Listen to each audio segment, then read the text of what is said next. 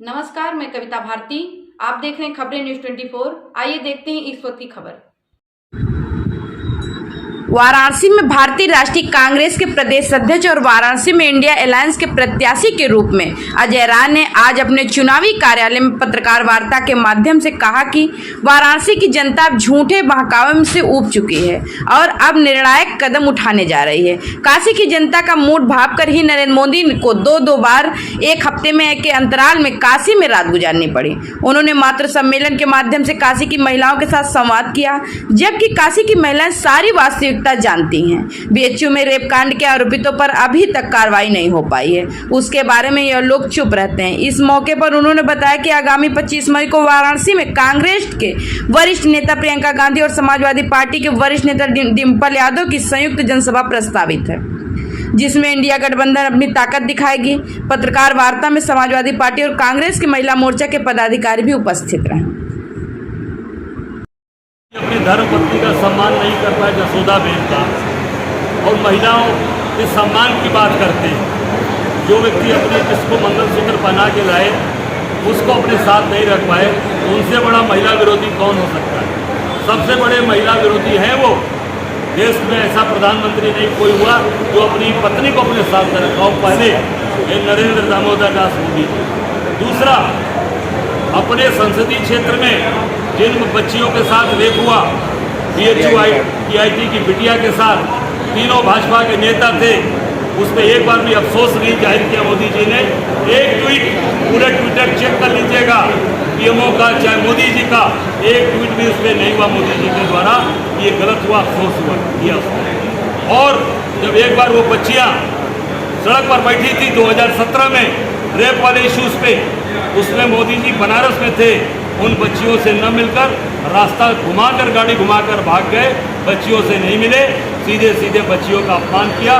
कोई भी जाते बच्चियों से पूछते तो ये भगोड़े हुए मैदान छोड़कर भाग गए, रास्ता गाड़ी घुमाकर वहाँ से दूसरी तरफ चले गए। और महिलाओं का ये सम्मान की बात करते हैं। और दूसरी सबसे बड़ी बात कि आज तक मोदी जी 14, 19 दोनों चुनाव में बनारस में एक दिन नहीं रुके थे। 2024 में उनके रुकने का क्या कारण है कि दो रात रुक गए, अभी नामांकन के पहले भी रुके और कल की रात को भी बनारस में रुके रहे। आज काशी के लोगों से डर पैदा हो गया क्या? काशी की महान जनता से घबरा गए? कैंडिडेट तो वही है, अजय राय 14 में भी थे, 19 में भी थे, 24 में भी है, पर आज उनको घबराहट क्यों हो गई?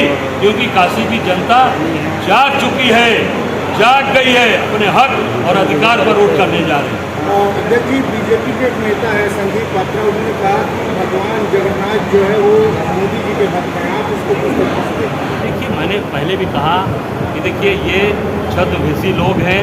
अब भगवान जगन्नाथ के लिए बोला पात्रा ने, आप सोच सकते हैं कि उनसे बड़ा कुपात्रा कौन होगा?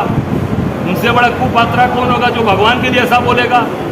बनारस में मोदी जी ने बाबा विश्वनाथ महाशिवरात्रि को जो उनको मौरी चढ़ती है साल में एक बार, उस मौरी को भी धारण कर लिया बनारस में। तो वहाँ भगवान जगन्नाथ का अपमान किया और बनारस में महादेव का अपमान मोदी जी के द्वारा हुआ।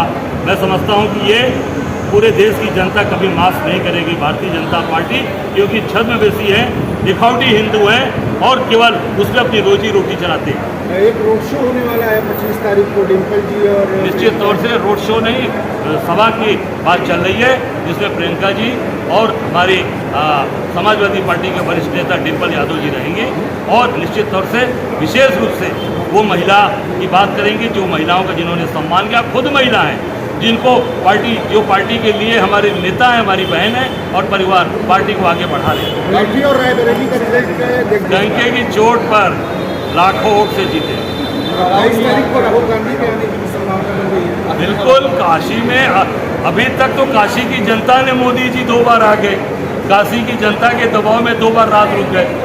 अभी तो राष्ट्रीय नेतृत्व की आने की बारी है। अभी जब प्रियंका जी राहुल जी आएंगे तब कितने दिन मोदी जी यहाँ रहेंगे वो भी आपके सामने आने वाला है। जी, 5 न्याय कांग्रेस की गारंटी जल्दी 25 को प्रियंका जी डिम्पल जी का कार्यक्रम है।